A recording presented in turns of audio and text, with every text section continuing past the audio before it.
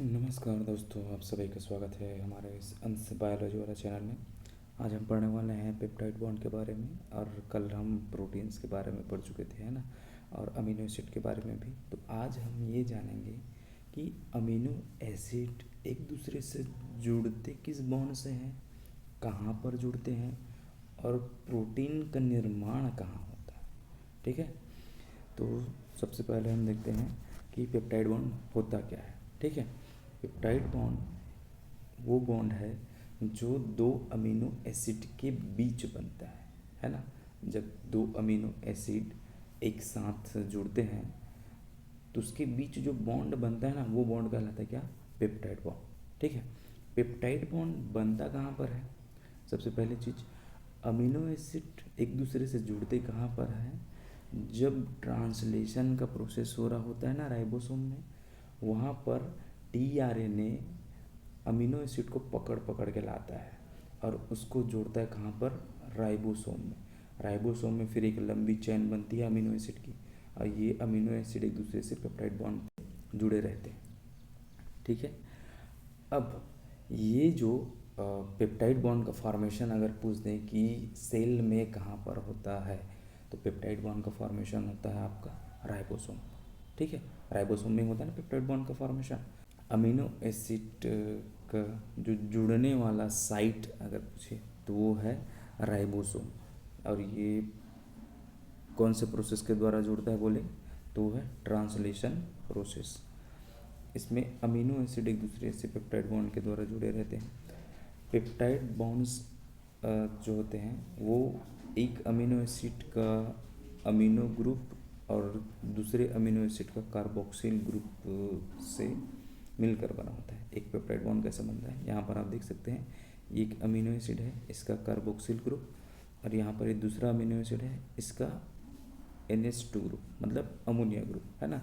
जब ये दोनों अमीनो एसिड एक दूसरे के नज़दीक आते हैं तो इन कार्बोक्सिलिक ग्रुप और ये अमोनिया ग्रुप आपस में मिलते हैं, और यहाँ पर पेप्टाइड बॉन्ड का फॉर्मेशन होता है और वाटर मॉलिक्यूल बाहर निकल जाता है। मतलब ये एक डिहाइड्रेशन रिएक्शन है, मतलब वाटर मॉलिक्यूल बाहर निकल गया, ये डिहाइड्रेशन का, जैसे शरीर से पसीना बाहर निकलता है, पानी के रूप में निकलता है ना पसीना, तो फिर इसको हम डिहाइड्रेशन नहीं बोलते क्या, पानी की कमी हो जाना। तो ये क्या है, इसमें पानी की कमी हो रही, इस कारण से इसको बोलते हैं हम डिहाइड्रेशन रिएक्शन।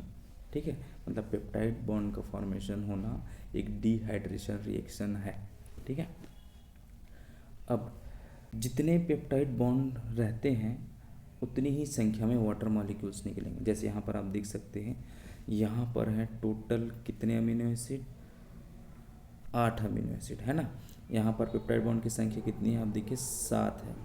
1 2 3 4 5 6 और 7 पेप्टाइड बॉन्ड है। मतलब यहाँ पर कितने वाटर मॉलिक्यूल्स निकले हैं? 7 वाटर मॉलिक्यूल्स। कितने? 7 वाटर मॉलिक्यूल्स।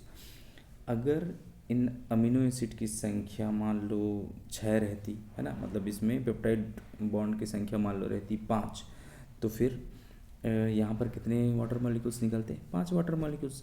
मतलब जितने वाटर मॉलिक्यूल्स निकले उतने ही पेप्टाइड बॉन्ड बने। ठीक है, चलिए, अब इसमें आप देख सकते हैं सबसे शुरू में जो अमीनो एसिड है, फर्स्ट में जो लेफ्ट साइड है ना, E1 लिखा है, ये अमीनो एसिड कहलाता है एन टर्मिनल, मतलब शुरुआत का लेफ्ट साइड वाला अमीनो एसिड क्या कहलाता है? ये साइड एन टर्मिनल साइड। और ये जो लास्ट साइड का है अमीनो एसिड A8, ये कहलाता है आपका सी टर्मिनल। क्या कहलाता है? C terminal. ठीक है, लेफ्ट साइड मतलब हो गया आपका बायां हाथ साइड वाला, और ये कहलाता है आपका एन टर्मिनल। और ये दायां साइड है ना, दायां मतलब राइट, ये कहलाता है आपका सी टर्मिनल। ठीक है, अब ये जो पेप्टाइड बॉन्ड है इसका जो लेंथ रहता है ना, वो रहता है 1.33 एंगस्ट्रॉम, है ना। इसका लेंथ कितना रहता है? 1.33 एंगस्ट्रॉम। ठीक है, चलिए फिर आगे बढ़ते हैं। क्लासिफिकेशन क्या होता है? क्लासिफिकेशन का मतलब हम जानते हैं, इसका मतलब होता है बंटवारा, है ना, इसको बांट देना कि तेरा हिस्सा अलग, मेरा हिस्सा अलग, इसको बांटना, इसको बोलते हैं हम क्या, क्लासिफिकेशन। ठीक है, तो हम प्रोटीन्स को कंपोजिशन के बेस में बांटते हैं। कंपोजिशन के बेस में पहले बांट रहे हैं, मान लो कंपोजिशन मतलब समझते हो कि उसमें कौन कौन से पदार्थ हैं, क्या उसमें केवल एक ही टाइप के पदार्थ को मिलाकर वो प्रोटीन बना है या फिर 2-3 टाइप के पदार्थों को मिलाकर प्रोटीन बना है, उसके बेस में हम इसको क्लासीफाई करते हैं, मतलब इसको बांटते हैं। ठीक है, तो आप देख सकते हैं प्रोटीन्स को हम 2 भाग में बांट के रखे हैं। एक कहलाता है सिंपल प्रोटीन, एक कहलाता है कंजुगेटेड प्रोटीन।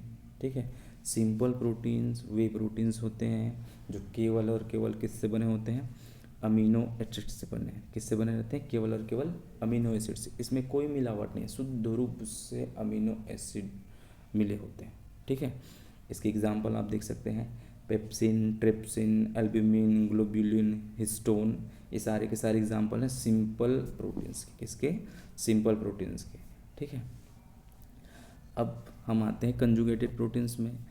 ये ऐसे प्रोटीन्स होते हैं जिनमें अमीनो एसिड तो रहते हैं, उसके अलावा कुछ ऐसे पदार्थ भी पाए जाते हैं जो कि अमीनो एसिड नहीं है, मतलब अमीनो एसिड के साथ साथ नॉन अमीनो एसिड पदार्थ भी पाए जाते हैं।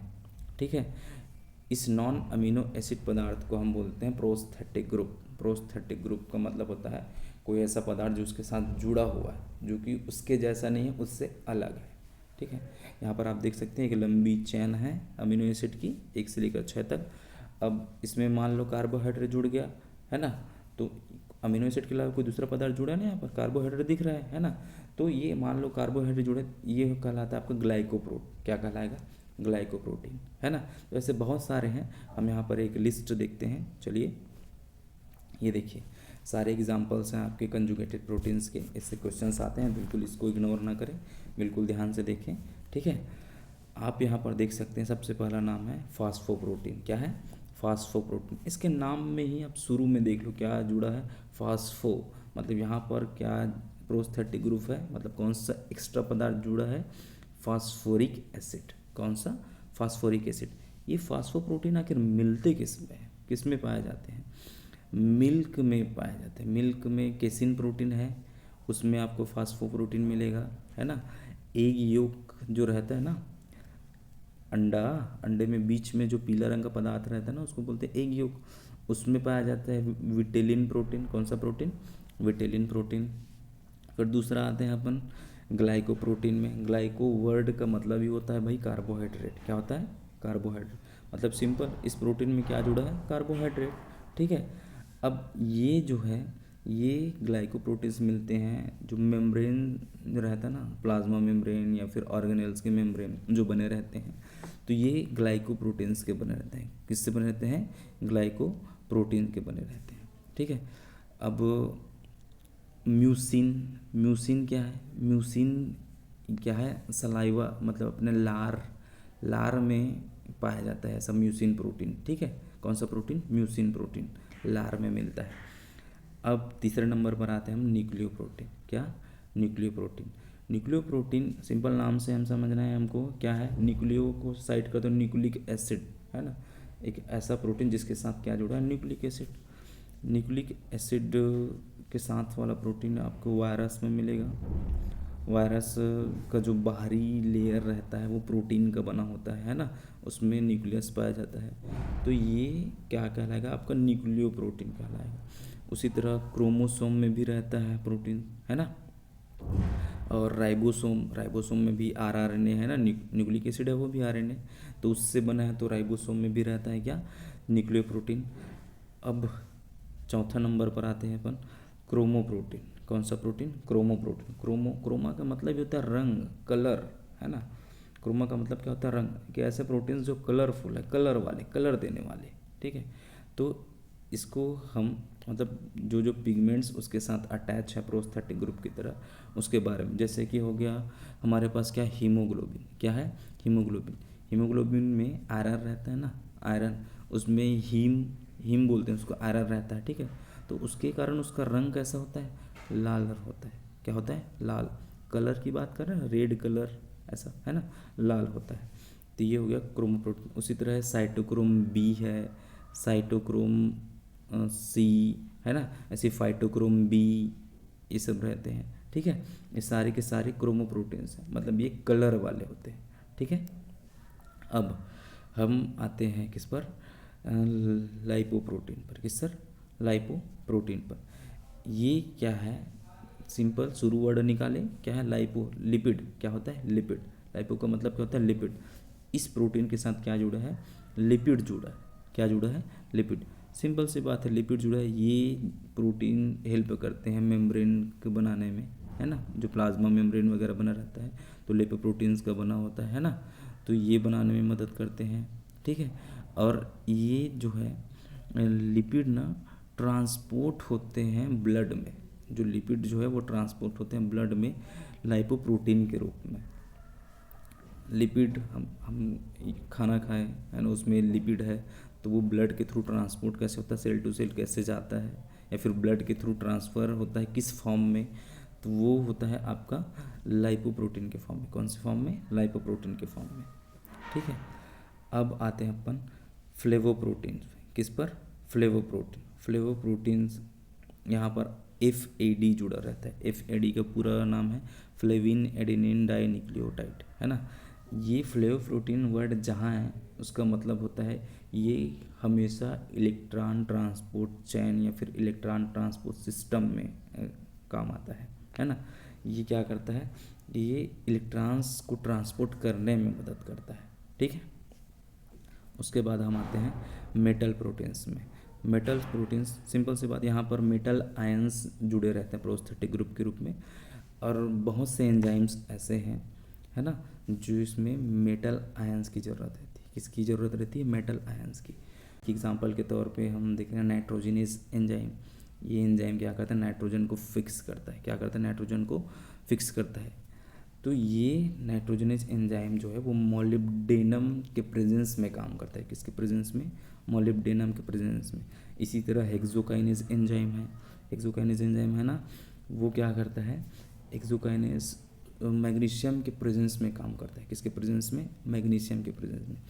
हेक्सोकाइनेज आपको याद होगा रेस्पिरेशन में सबसे पहला एंजाइम है जो ग्लूकोज पर काम करता है, हेक्सोकाइनेज, ठीक है। वो मैग्नीशियम आयन के प्रेजेंस में काम करता है। मैग्नीशियम 2+ आयन पाए जाते हैं तब वो काम करता है, ठीक है। चलिए आगे बढ़ते हैं। अब हम देखने वाले हैं classification of proteins on based on function, मतलब उसके कार्य के आधार पर उसको क्लासिफाई करेंगे। किसके आधार पर, काम के आधार पर, कि उसका काम क्या क्या है, कहाँ कहाँ पर है। काम बटा हुआ होता है ना, तो वैसे प्रोटीन का काम जो है वो बटा हुआ है, तो कहाँ कहाँ पर कैसे काम करता है वो देखेंगे, ठीक है। आप सबसे पहले ये देखिए, पहला पॉइंट है स्ट्रक्चरल प्रोटीन्स, मतलब ऐसे प्रोटीन्स जो क्या बनाने में भाग लेते हैं, स्ट्रक्चर बनाने में, शरीर की संरचना बनाने में जो भाग लेते हैं उसकी बात करें। सबसे पहले यहाँ पर देखिए कोलेजन प्रोटीन है। कोलेजन प्रोटीन, कोलेजन प्रोटीन क्या है, मोस्ट अबंडेंट प्रोटीन है। क्या है, most abundant protein on animals. जितने भी एनिमल्स अगर देखें उसमें कोलेजन की मात्रा बहुत ज़्यादा होती है, दूसरे प्रोटीन्स की तुलना में तो सबसे ज़्यादा होती है, ठीक है। और उसके बाद है कीरेटिन प्रोटीन। कीरेटिन प्रोटीन, कीरेटिन जो हमारे बालों में, हमारे नाखूनों में पाया जाता है, ये कीरेटिन प्रोटीन, ठीक है। इलास्टिन प्रोटीन, ये है सेकंड मोस्ट अबंडेंट प्रोटीन, मतलब कोलेजन के बाद अगर कोई दूसरा प्रोटीन ज़्यादा मात्रा में तो वो है क्या, इलास्टिन प्रोटीन। इलास्टिन प्रोटीन क्या है, इलास्टिसिटी का काम करता है। जहाँ जहाँ पर मसल्स कॉन्ट्रैक्ट होते हैं, है ना, कॉन्ट्रैक्ट होते हैं फिर फैल जाते हैं, सिकुड़ जाते हैं, ऐसा प्रोसेस जहाँ पर, तो वहाँ इलास्टिन प्रोटीन मिलता है। जैसे कि आपके ईयर पिन्ना के बाहर ये जो कार्टिलेज है ना, बाहर, ये इलास्टिन प्रोटीन से मिलकर बना होता है ना, इलास्टिसिटी पाई जाती है इसमें, ठीक है। और बहुत सारे कनेक्टिव टिश्यूज़ हैं वो बने होते हैं इलास्टिन प्रोटीन से, ठीक है। और लंग्स में, फेफड़े में, है ना, फेफड़े में क्या है, वो कॉन्ट्रैक्ट होता है, फिर से फैलता है, फिर सिकुड़ता है, फैलता है, सिकुड़ता है ना, तो ये प्रोसेस होता है इलास्टिन प्रोटीन की सहायता से, ठीक है। आर्टरीज में, आर्टरीज का मतलब समझते हैं ना, धमनी, धमनी जो है वो क्या करती है, ब्लड को पंप करती है तो फैलती है ना, फैलती है, सिकुड़ती है ऐसे, तो वो इलास्टिन प्रोटीन की मदद से हो पाता है। ठीक है। वैसे बहुत सारे प्रोटीन्स आप वायरल कोट मतलब वायरस के ऊपर एक कवरिंग के रूप में काम करते हैं, है ना, जो न्यूक्लिक एसिड को कवर करके रखते हैं। ठीक है, ये प्रोटीन्स है। उसके बाद दूसरे नंबर पर है आपका एंजाइम्स। दूसरे नंबर पर है आपके एंजाइम्स। सारे जो एंजाइम्स होते हैं वो मैक्सिमम प्रोटीन्स ही होते हैं, है ना, मैक्सिमम एंजाइम्स जो होते हैं वो प्रोटीन्स होते हैं, और केवल कुछ आरएनए ऐसे हैं जो एंजाइम की तरह काम करते हैं, वो नॉन प्रोटीनस होते हैं, जिसको हम राइबोजाइम बोलते हैं। बाकी मैक्सिमम एंजाइम्स होते हैं प्रोटीन्स। ठीक है, तो यहाँ पर आप उदाहरण देखिए, ट्रिप्सिन, पेप्सिन, हेक्सोकाइनेज, ये सारे एंजाइम क्या हैं, प्रोटीन्स हैं। क्या है, प्रोटीन्स है। रूबिस्को एक एंजाइम है, वो क्या है, प्रोटीन है। रूबिस्को क्या है, most abundant enzyme on earth, है ना, दुनिया में सबसे ज़्यादा मात्रा में पाया जाने वाला एंजाइम है रूबिस्को। ठीक है, तो ये अब ट्रिप्सिन किस में मिलता है, ट्रिप्सिन होता है पैंक्रियास से सिक्रेट होता है, ये प्रोटीन को तोड़ने का काम करता है। पेप्सिन, पेप्सिन किससे सिक्रेट होता है, पेप्सिन सिक्रेट होता है किससे, तोड़ने में मदद करता है क्या, आपके प्रोटीन्स को तोड़ने में। ठीक है, अब हम हार्मोन्स भी रहते हैं, जैसे इंसुलिन हो गया, ग्लूकागॉन हो गया, एडिनो कार्टिकोट्रॉपिक हार्मोन्स हो गए, ये सारे प्रोटीन्स हैं। क्या है, प्रोटीन्स है ना। इंसुलिन क्या करता है, वो शरीर में ग्लूकोज का लेवल मेंटेन करके रखता है। ठीक है, और ग्लूकोज को क्या करता है, लेवल बना कर रखता है बॉडी में। ठीक है, और इसके बाद हम आते हैं रेस्पिरेशन में। रेस्पिरेशन में है हीमोग्लोबिन, मायोग्लोबिन, है ना। रेस्पिरेशन मतलब जो श्वसन में, सांस लेने में जो मदद करता है, ऐसा प्रोटीन। तो हीमोग्लोबिन एक प्रोटीन है। हीमोग्लोबिन क्या करता है, हीमोग्लोबिन ऑक्सीजन को ट्रांसपोर्ट करने का काम करती है। ऑक्सीजन को लेके जा रहा है, आप श्वास के द्वारा ऑक्सीजन लेते हो यहाँ शरीर के अंदर, है ना, उसको क्या है, ऑक्सीजन मिलता है, फेफड़े से ऑक्सीजन मिलता है, वहाँ से हीमोग्लोबिन में ऑक्सीजन बैठता है गाड़ी की तरह। जैसे एक ड्राइवर है, वो उसको लेके जा रहा है ऑक्सीजन, ऑक्सीजन उसकी सवारी है, मान लो उसको लेके जाता है, जहाँ छोड़ना है वहाँ छोड़ देगा सेल में, उसके बाद वापस फिर सर्कुलेट होते रहता है। ठीक है, तो ये प्रोसेस चलता है। हीमोग्लोबिन क्या करता है, उसको ऑक्सीजन को ट्रांसपोर्ट करने का काम करता है। और मायोग्लोबिन जो है, ये ऑक्सीजन को स्टोर करने का काम करता है। मायोग्लोबिन मसल्स में है ना, तो ऑक्सीजन स्टोर करने का काम करता है। ट्रांसपोर्ट में ये सीरम एल्ब्यूमिन है, ये क्या करता है, ब्लड प्लाज्मा में ट्रांसपोर्ट करने का काम करता है, ब्लड प्लाज्मा जो बना रहता है। ठीक है, ये फैटी एसिड या फिर लिपिड्स वगैरह को ब्लड में ट्रांसपोर्ट करने का काम करते हैं। प्रोटेक्टिव का मतलब होता है जो प्रोटेक्टिव नेचर का होता है। क्या रहता है, प्रोटेक्टिव नेचर का रहता है। मतलब ऐसे कौन से प्रोटीन्स हैं जो प्रोटेक्शन में हेल्प करते हैं, सिक्योरिटी गार्ड की तरह कौन काम करता है, कौन कौन से प्रोटीन्स हैं, तो आपके पास हैं जितने एंटीबॉडीज़ रहते हैं, फाइब्रिनोजेन, थ्रोम्बिन, ये सारे के सारे प्रोटेक्टिव नेचर का, तो मतलब प्रोटेक्शन में हेल्प करते हैं। एंटीबॉडीज़ जो दूसरे बाहरी या फिर फॉरेन एलिमेंट्स हैं, कुछ भी चीज़ हो, उससे क्या करता है, रक्षा करता है हमारी, है ना। और फाइब्रिनोजेन और थ्रोम्बिन तो ब्लड क्लॉटिंग में हेल्प करते हैं, जो रक्त का थक्का जो जमता है ना, इन दो प्रोटीन्स की मदद से हो पाता है। ठीक है, स्टोरेज में कौन कौन से प्रोटीन्स, स्टोरेज का मतलब होता है स्टोर करके रखना, है ना, स्टोर, ताकि उसको हम स्टोर करके रख सकें बाद में यूज़ के लिए। तो ऐसे कुछ प्रोटीन्स हैं यहाँ पर। ओ एल्ब्यूमिन, ठीक है, क्या है, ओ एल्ब्यूमिन, ये प्रोटीन आपको मिलता है किसमें, एग में। किसमें, एग में जो एग वाइट प्रोटीन है, जिसको एल्ब्यूमिन प्रोटीन बोलते हैं, है ना, तो उसको वो ओ एल्ब्यूमिन है। क्या है, ओ एल्ब्यूमिन प्रोटीन। ठीक है, और दूसरा है आपका केसिन प्रोटीन। केसिन प्रोटीन आपको मिल्क में मिलता है, दूध में मिलता है ये केसिन प्रोटीन। ठीक है, और इसके अलावा और बहुत सारे जैसे टॉक्सिन्स वगैरह जो होते हैं, जो जहर, सांप का जो जहर है ना, तो वो प्रोटीन है बेसिकली, वो एंजाइम है जो पूरा प्रोटीन्स को, सेल्स को मारने का काम करता है ऐसे। तो ये सब प्रोटीन्स हैं, है ना। अब हम यहाँ पर कुछ चीज़ों को देखेंगे। यहाँ पर आप देखिए कोलेजन के बारे में है सबसे पहले। तो कोलेजन क्या, मोस्ट अबंडेंट प्रोटीन एनिमल्स में, ठीक है, इसको समझ गए। इंसुलिन ग्लूकोज लेवल को मेंटेन करता है बॉडी में, ये भी देख लिए। ग्लूट फोर क्या है? ग्लूट फोर एक रिसेप्टर है, मान लो क्या है ये। ग्लूट फोर क्या करता है? ग्लूकोज का ट्रांसपोर्ट करता है, मतलब सेल्स के अंदर, सेल टू सेल अगर ग्लूकोज का ट्रांसफ़र होता है तो ग्लूट फोर की मदद से होता है। ये एक रिसेप्टर है जो उसको आने जाने के लिए रास्ता देता है, सिंपल, ठीक है। अब यहाँ पर हम कुछ रिसेप्टर्स की बात आ गई तो रिसेप्टर के बारे में बात करें। रिसेप्टर्स क्या होते हैं? बेसिकली प्रोटीन्स होते हैं। क्या होते हैं? प्रोटीन्स। रिसेप्टर क्या है? सेल मेम्ब्रेन में लगे हुए ऐसे प्रोटीन्स है। उसका काम होता है उसके नाम के अनुसार रिसेप्ट करना, किसी चीज़ को एक्सेप्ट करना, या फिर वो अगर काम का है तो उसको एक्सेप्ट कर लिया, अगर वो काम का नहीं तो उसको रिजेक्ट कर लिया, ऐसा। तो रिसेप्टर्स लगे होते हैं, है ना, वो रिसेप्ट करने का काम करते हैं। जैसे हम दवाई वगैरह खाते हैं, वो मॉलिक्यूल्स क्या करते हैं? रिसेप्टर पर बाइंड होते हैं। वो मॉलिक्यूल जब बाइंड, उसको हम लिगेंड बोलते हैं ऐसे जनरली। वो जैसे ही बाइंड होता है तो फिर ये इस रिसेप्टर के थ्रू क्या करते हैं? ये सेल के अंदर चले जाते हैं और अपना काम करते हैं। तो रिसेप्टर्स मदद करते हैं, ट्रांसपोर्ट में मदद करते हैं बेसिकली, ठीक है। चलिए ठीक है, बहुत बहुत थैंक यू, आज के लिए इतना ही। अब कल हम देखेंगे स्ट्रक्चर ऑफ प्रोटीन के बारे में, क्या होता है स्ट्रक्चर ऑफ प्रोटीन, कितने प्रकार के पाए जाते हैं प्रोटीन्स, ठीक है। प्राइमरी, सेकेंडरी, टर्सरी, क्वाटरनरी, सारे के सारे जो प्रोटीन्स का स्ट्रक्चर है वो सब देखेंगे, ठीक है। Thank you.